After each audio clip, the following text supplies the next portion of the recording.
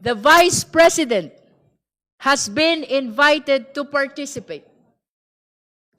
She is reportedly prepared for a full-scale legal battle, a bloodbath, as it has been described, assembling a very large team of lawyers. She is apparently ready to face the accusations and defend herself at length. And yet it appears she will not even participate. We recall the words of Justice Antonio Tiham in the previous impeachment against Chief Justice Maria Lourdes Sireno.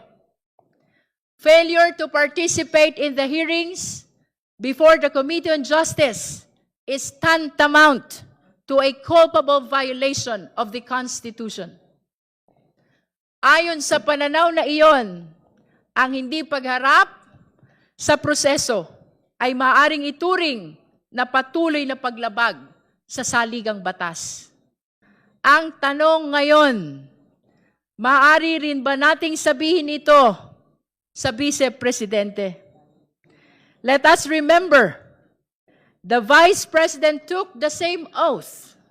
I do solemnly swear that I will faithfully and conscientiously fulfill my duties, preserve and defend the Constitution, execute its laws, do justice to every man, and consecrate myself to the service of the nation. Lahat ho ng kawani ng gobyerno, lahat ng opisyal ng pamahalaan, iisa ang panunumpa, iisa ang pamantayan, iisa ang pananagutan. Ang panunumpang ito ay hindi lamang pangako ng panunungkulan. Ito ay panata ng pagharap sa pananagutan at paggalang sa saligang batas. Dito sa komite, susundan natin ang saligang batas. Hindi natin tatalikuran ang ating tungkulin. Iyan ang inaasahan ng taong bayan. Hindi pag-iwas, kundi pagharap.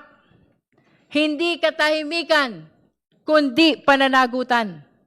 Sapagkat ang panunumpa ay hindi lamang binibigkas sa simula. Ito ay pinatutunayan sa bawat pagkakataon na tayo ay sinusubok. So regardless of the participation of the Vice President, and even in her absence, this committee will proceed.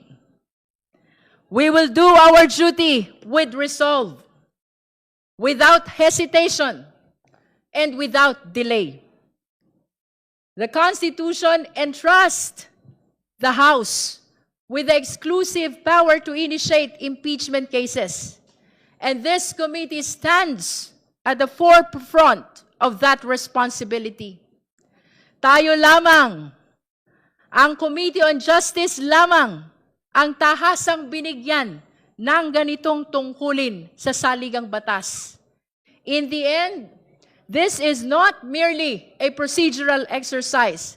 This is a test of judgment, of conscience, and of courage. Let us proceed with diligence, with fairness, with honesty, knowing that our actions today will echo far beyond this chamber.